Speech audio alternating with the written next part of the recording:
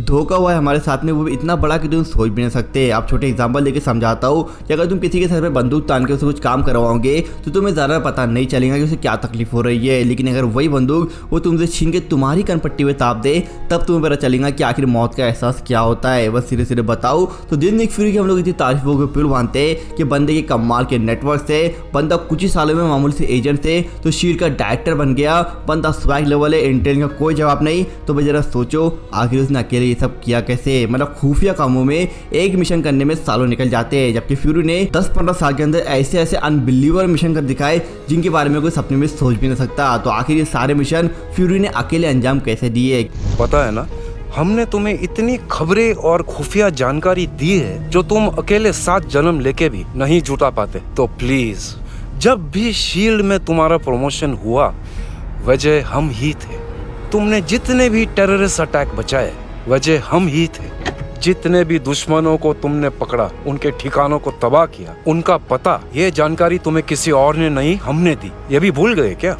क्यों फ्यूरी ने कभी उन मिशन को अंजाम दिया ही नहीं। एपिसोड 3 के अंदर टालो सारी पोल खोल रख देता है कि आखिर निक फ्यूरी बना कैसे टेबल के पीछे काम करने वाले मामूली आदमी सीधा शील्ड का डायरेक्टर बन गया। टायलॉस बताता है कि जब वो 1995 में धरती पे आए थे तब उन्होंने फ्यूरी के साथ में एग्रीमेंट किया था कि फ्यूरी ने नया प्लानिट देखा तब तक फ्यूरी जो बोलेगा वो लोग वो करेंगे। यानी कि फ्यूरी ने स्कल की मदद से शील्ड को खड़ा किया था। मतलब एक ऐसी एजेंसी जिसको गवर्नमेंट को तक जॉब देने की जरूरत नहीं है कि वो लोग क्या कर रहे हैं। पैसा इतना कि कोई बजट ही नहीं है, जो करना चाहते हो कर लो बिंदास। मतलब इतनी पावर तुम्हारे पास कहाँ से आई? सिर्फ और सिर्फ स्कल की मदद से। और मैंने स्टार्टिंग में जो आपको एग्जांपल दी थी बंदूक वाली, तो फिलहाल बंदूक पहले हाथ पे थे निक फ्यूरी के, जिसने स्कल्स की मदद से शील्ड को खड़ा कर दिया और बाद में वो बंदूक घूम के फ्यूरी की कनपट्टी पे आ गई, जहाँ पर स्कल ने बगावत की और अब भैया लेने के देने पड़ गए। और ये पहली बात नहीं जब स्कल ने बगावत की। अगर आप लोगों ने कैप्टन अमेरिका ने विंटर सोल्जर मूवी देखी है, उसके अंदर आपको याद होगा हाइड्रा कितना खतरनाक प्लान था। हैरी कैलर को हवा में लॉन्च करके वो एक ही झटके के अंदर मिलियंस ऑफ पीपल को मार सकते थे। तो भाई ये एक्चुअली हाइड्रा का प्लान था ही नहीं,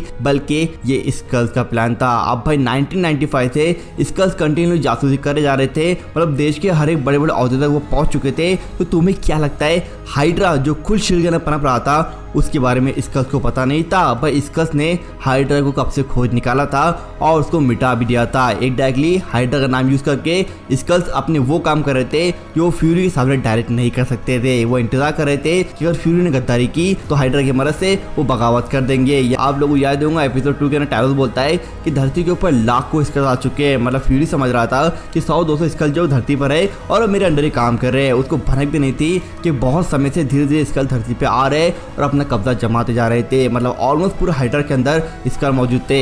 आदि शील्ड को भी स्कल ही चला रहे थे। इनडायरेक्टली चिट भी तेरा पट भी मेरी, बचाने वाले स्कल थे और मारने वाली भी एक्चुअली स्कल ही थे। और भाई जब हीरोज ने स्कल का प्लान फेल कर दिया तब उनको समझ में आया कि भाई नहीं, हम वन साइड हथियार बना के दुनिया को कब्जा नहीं कर सकते, इनको आपस में लड़ा के खत्म करना होगा। जिस वजह से अब ये सारी चीजें चल रही है। 100 कहूँ तो स्कल की बगावत बहुत लंबे टाइम पहले शुरू हो गई थी, बस किसी को उसकी भनक नहीं पड़ी थी। भाई यहाँ पर कोई फेक बातें नहीं करने वाला।